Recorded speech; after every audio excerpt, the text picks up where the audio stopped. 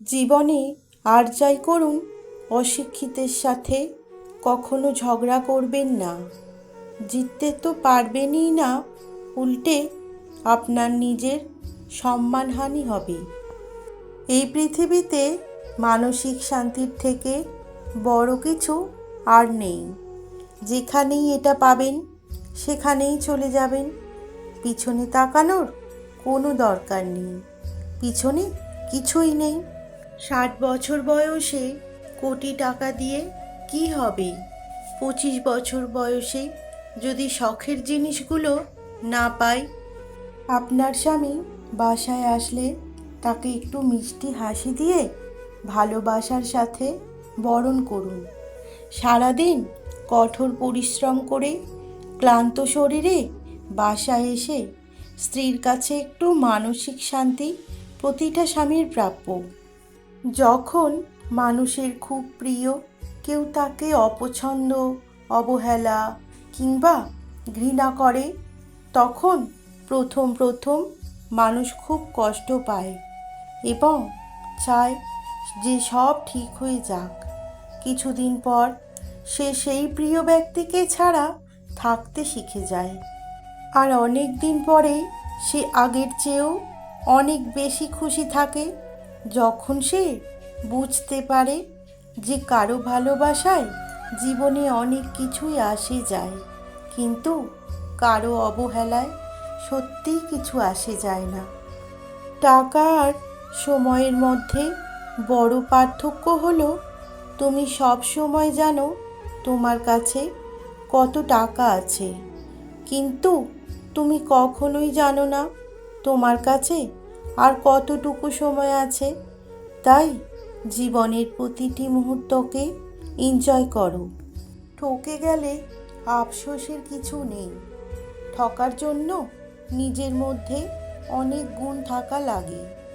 এই যেমন ভালো মনের মানুষ হওয়া লাগে, নিষ্পাপ চিন্তা ভাবনার মানুষ হওয়া লাগে, মন থেকে বিশ্বাস করতে আর ভালোবাসতে জানা লাগে। আর ঠকানোর জন্য তো অমানুষ হলেই যথেষ্ট। প্রতিশোধ নেওয়ার কোনো প্রয়োজন নেই, শুধু চুপচাপ বসে অপেক্ষা করো। যারা তোমাকে আঘাত করেছে তারা নিজেরাই শাস্তি পাবে, আর তুমি যদি ভাগ্যবান হও তাহলে তুমি তা নিজের চোখে দেখতে পাবে।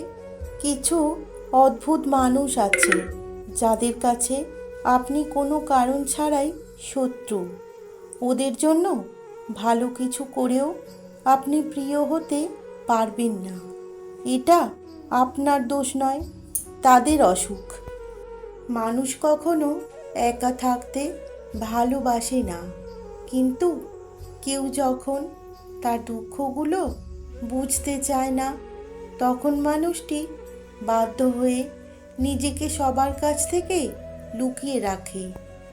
যারা একটু দোষ দেখলেই বাজে মন্তব্য করা শুরু করে, তাদের মন মানসিকতা নষ্ট। তারা রেডি হয়েই থাকে কখন কার কী দোষ পাওয়া যায় আর নেতিবাচক মন্তব্য করা যায়। এসব মানুষ থেকে দূরে থাকাই ভালো।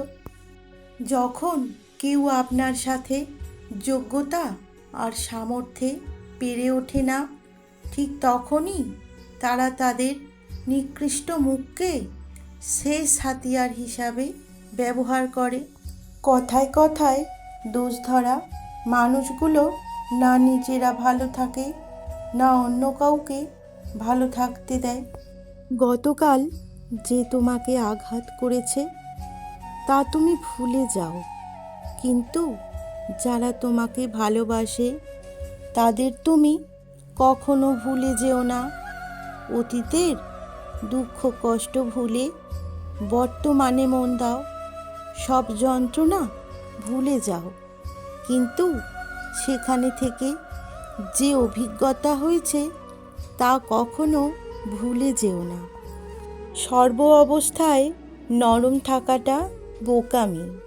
আপনার স্বভাবে যদি মাঝে মাঝে পাল্টা জবাব দেওয়ার কঠোরতা না থাকে, তাহলে আপনি কখনোই নিজেকে একজন আত্মমর্যাদা সম্পন্ন মানুষ হিসাবে দাঁড় করাতে পারবেন না। জবাব দেওয়াটা অভদ্রতা না, বরং চুপচাপ সব রকমের অপমান হজম করাটা অপরাধ। কেননা উগ্র লোকেরা নরমদের উপরেই বেশি জোর খাটাতে চায়। হয়তো একটু দেরিতে বুঝেছি, কিন্তু ভালোভাবেই বুঝে গেছি।